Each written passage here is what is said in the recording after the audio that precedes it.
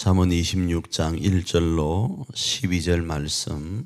미련한 자에게는 영예가 적당하지 아니하니 마치 여름에 눈 오는 것과 추수 때에 비 오는 것 같으니라. 가닥 없는 저주는 참새가 떠도는 것과 제비가 날아가는 것 같이 이루어지지 아니하느니라. 말에게는 채찍이요 나귀에게는 재갈이요 미련한 자의 등에는 막대기니라. 미련한 자의 어리석은 것을 따라 대답하지 말라. 두렵건대 너도 그와 같을까 하노라. 미련한 자에게는 그의 어리석음을 따라 대답하라. 두렵건대 그가 스스로 지혜롭게 여길까 하노라. 미련한 자 편에 기별하는 것은 자기의 발을 베어버림과 해를 받음과 같으니라. 저는 자의 다리는 힘없이 달렸나니 미련한 자의 입의 자문도 그러하니라. 미련한 자에게 영예를 주는 것은 돌을 물매에 매는 것과 같으니라. 미련한 자의 입의 자문은 술 취한 자가 손에 든 가시나무 같으니라. 장인이 온갖 것을 만들지라도 미련한 자를 고용하는 것은 지나가는 행인을 고용함과 같으니라. 개가 그 토한 것을 도로 먹는 것 같이 미련한 자는 그 미련한 것을 거듭 행하느니라. 네가 스스로 지혜롭게 여기는 자를 보느냐? 그보다 미련한 자에게 오히려 희망이 있느니라. 오늘 우리가 읽은 잠언 26장 1절로 12절의 말씀은 미련한 자의 특징에 대한 이야기와 그 미련한 자의 결과에 대한 이야기를 하고 있습니다.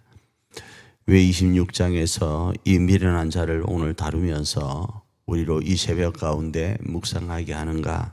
그것은 이 미련한 자의 모습을 통해서 지혜로운 자를 재련하기 위한 것으로 이해할 수 있습니다.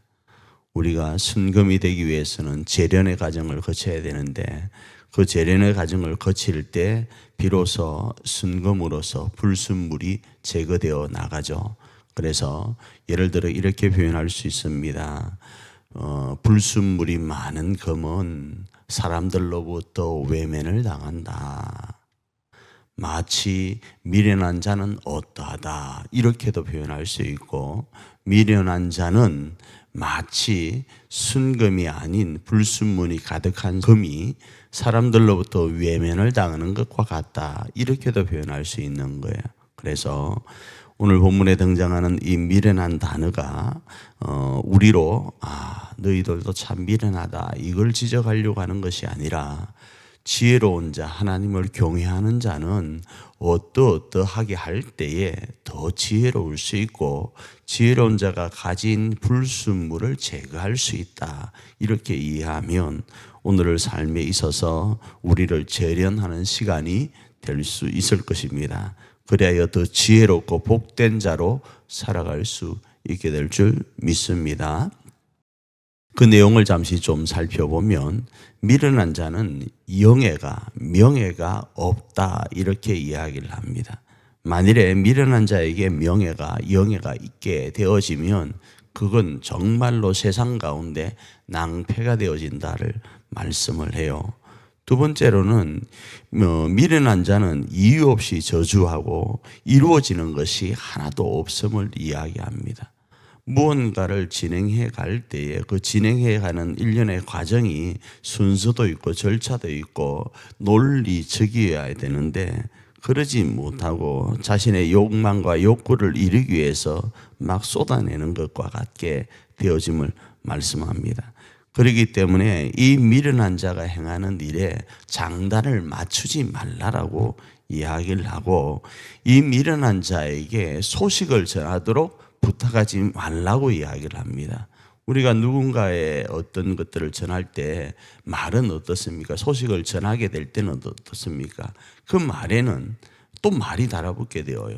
그런데 지혜로운 자가 소식을 전할 때는 그 전하는 당사자의 내용을 상대방에게 제대로 지혜롭게 이해가 잘 되게끔 정확한 뜻을 전달하는데, 미련한 자는 거기다 하나를 보탤 때에 본래의 뜻과는 완전히 다른 모습으로 전하여서 낭패를 보게 될 경우가 있으니까 이 미련한 자에게 소식을 전하도록 하지 말라라는 것입니다. 그리고 미련한 자의 잠언은 약간 부족함이 있는 육체와 같다 이야기를 하고, 술 취한 사람에게 가시나무와 같다라는 겁니다. 술 취한 사람이 가시나무를 들고 있으면 어떻게 되겠습니까? 그것이 뭐라고요? 미련한 자가 가진 잠언, 그러니까 지혜의 말씀이라고 하는 것과 같은 거다, 이렇게 말씀하고, 미련한 자를 자신의 직원으로 고용하지 말라라고 이야기를 합니다.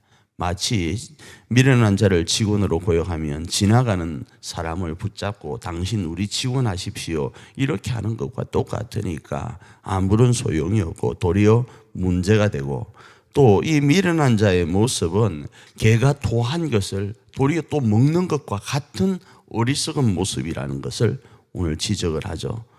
또 한 가지는, 미련한 자 중에서 가장 미련한 자가 누구인가 하면 스스로 지혜 있다고 하는 자라는 거예요.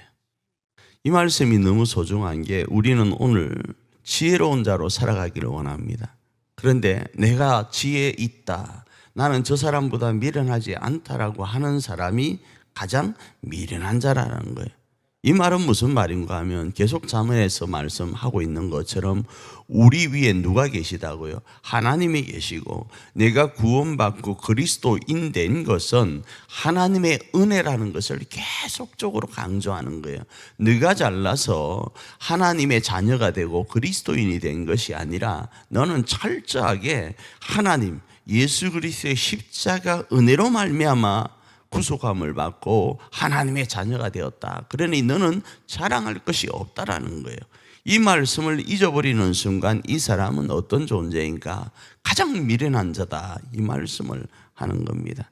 그래서 오늘 주신 이 말씀 가운데서 내 속에 있는 지혜롭지 못한 부분, 미련한 부분을 재련하여서 점검같이 나오는 역사가 있기를 원하고, 그 점검의 역사 가운데서 많은 사람이 우러러보고 많은 사람이 추앙할 수 있는 그런 하루가 되기를 축복합니다.